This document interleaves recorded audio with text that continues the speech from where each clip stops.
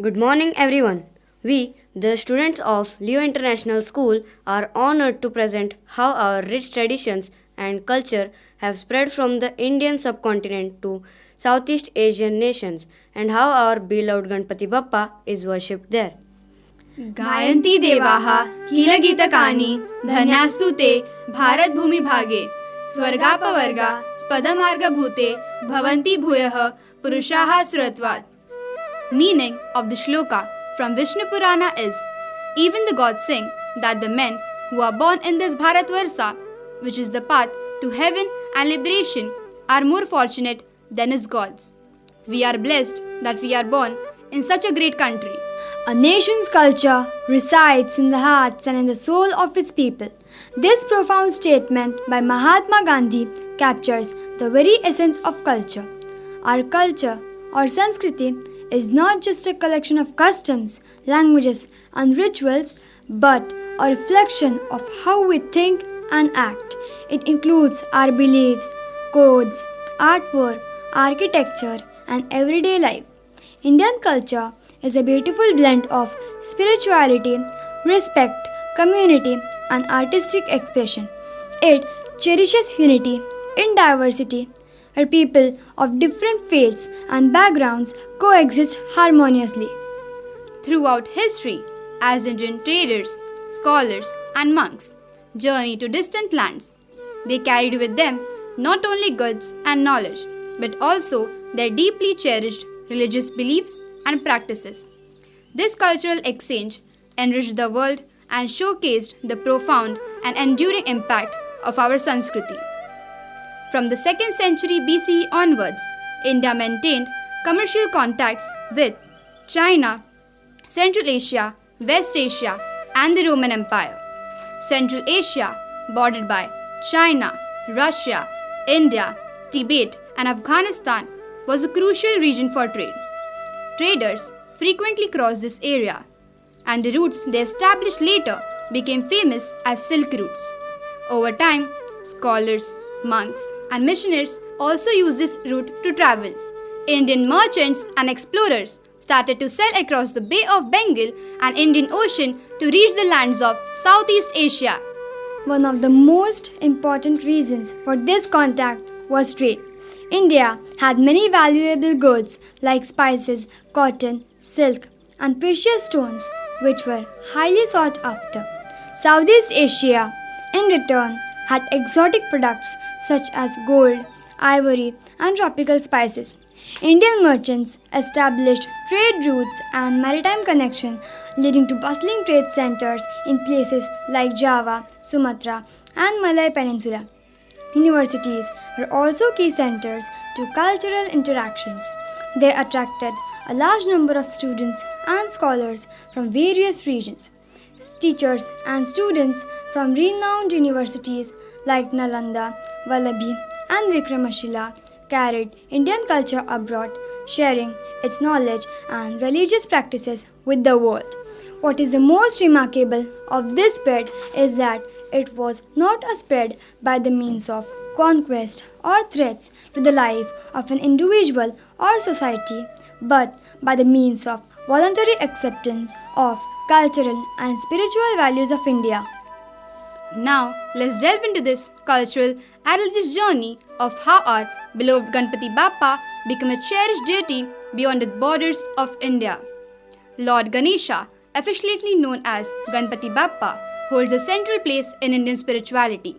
His worship originated during the Gupta period around 4th and 5th century AD. And by the 10th century, an independent sect within Hinduism known as Ganapatya emerged. Ganesha's influence extended beyond Hinduism, being adopted by other religious systems such as Buddhism and Jainism.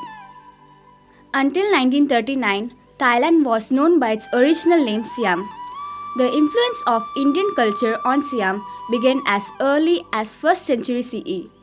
Indian culture influence deeply permeated Thai society, evidenced in the name of its ancient kingdoms. These kingdoms were given Sanskrit names such as Dwaravati, Srivijaya, and Ayodhya. Ayodhya, deriving its name from Ayodhya, is a notable example. This historic city, despite many of its temples now lying in ruins, still stands as a testament to the profound cultural and religious exchanges between India and Thailand. The legacy of this influence is also visible in Bangkok, the present capital of Thailand, which is home to over 400 temples. These temples, with their intricate design and spiritual significance, reflect the deep rooted impact of Indian culture on Thai architecture and religious practices.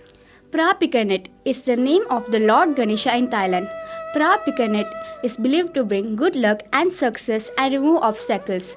He is associated with arts and education. There are shrines of Ganesha across Thailand.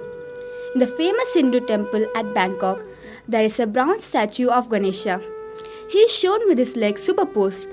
He wears a Naga Nupavita.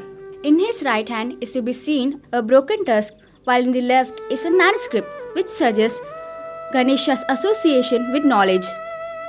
Ganesha's influence extended beyond religious worship. In Thai art and culture, Ganesha is a symbol of creativity and knowledge. His image is often depicted in traditional Thai paintings, sculptures, and even in modern art form. During various cultural festivals and events, performances and rituals dedicated to Ganesha celebrate his importance in Thai society. I want to take you on a journey back to the Khmer Empire, which flourished in Cambodia from the 9th to the 14th century CE. This mighty empire, believed to have been founded by descendant of an Indian Brahmin named Kondainia, who married a local princess, stands as a remarkable testament to Indic influences in Southeast Asia. The grandeur of the Khmer Empire is immortalized in its magnificent temples such as Angkor Wat and the Bayon. These architectural marvels highlight the profound impact of Indian philosophy, which naturally brought with the necessity to understand and adopt the language.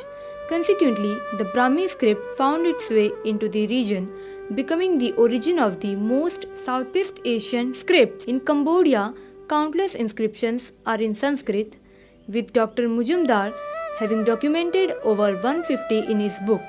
In essence, Cambodia became a home for Sanskrit. Cambodian culture was deeply influenced by Indian gods, goddesses, literature, and temples. In numerous inscriptions, we find references to the Mahabharata, Ramayana, and the Puranas. The country is exceptionally rich in sculptural remains featuring innumerable images of Hindu and Buddhist divinities. Among these, Ganesha holds a special place known as Ganesh in Cambodia. Ganesha's representations are distinct. Unlike the typical Indian depiction, Cambodian Ganesha is never shown as pot-bellied and bulky. Instead, he is depicted sitting cross-legged with two hands, his trunk almost straight and sometimes curled down or upturned. These images are usually bare to the waist and adorned with a Naga Yajñapavita. The temple at Prasad Bagh, dating back to the 10th century, was apparently dedicated to the worship of Ganesha. In conclusion, the Khmer Empire's legacy is a powerful reminder of the deep cultural and religious connections between India and Cambodia. The influence of Indian culture, language, and religion is profoundly etched in the history and heritage of Cambodia, showcasing a rich tapestry of shared history and cultural exchange. Today, we gather to reflect on and celebrate the profound cultural connection between two remarkable nations, India and Indonesia. Throughout history, this connection has been woven into the fabric of societies, shaping our beliefs, art, and governance. In numerous historical and cultural surveys, it has been clearly documented those two great religions originating in India, namely Hinduism and Buddhism, have had a profound influence on Indonesia's cultural life. These religions served as a primary channel through which cultural relations between India and Indonesia were established and flourished. The influence of Indian culture on Indonesia dates back to ancient time. Java, known to Indians as Yava Dvipa, is mentioned in the Ramayana, indicating early contacts. It is likely that those initial interactions began around the beginning of the Common Era, if not earlier. Hinduism began spreading across the Indonesian archipelago during the era of the great Gupta monarchs in the 4th and 5th centuries, with Saivism becoming a predominant faith.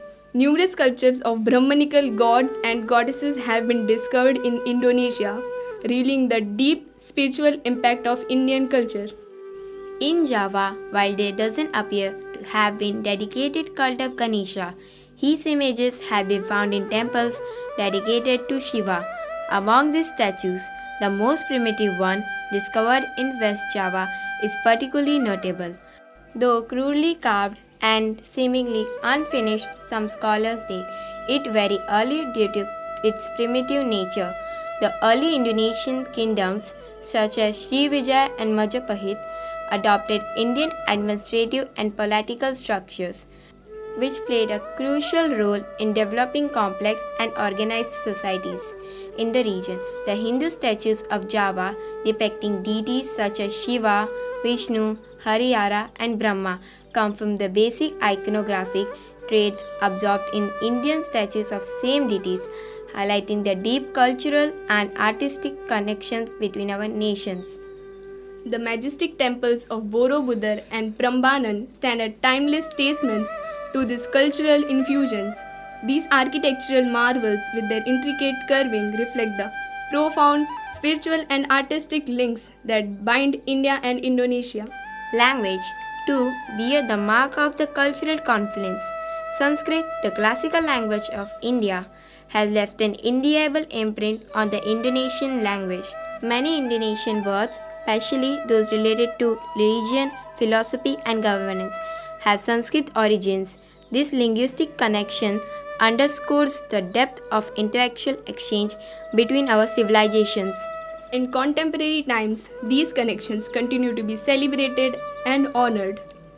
The tallest Ganesha statue in Indonesia is located in Taman Safari, Bali, stand at 46 meters tall, built in 2011.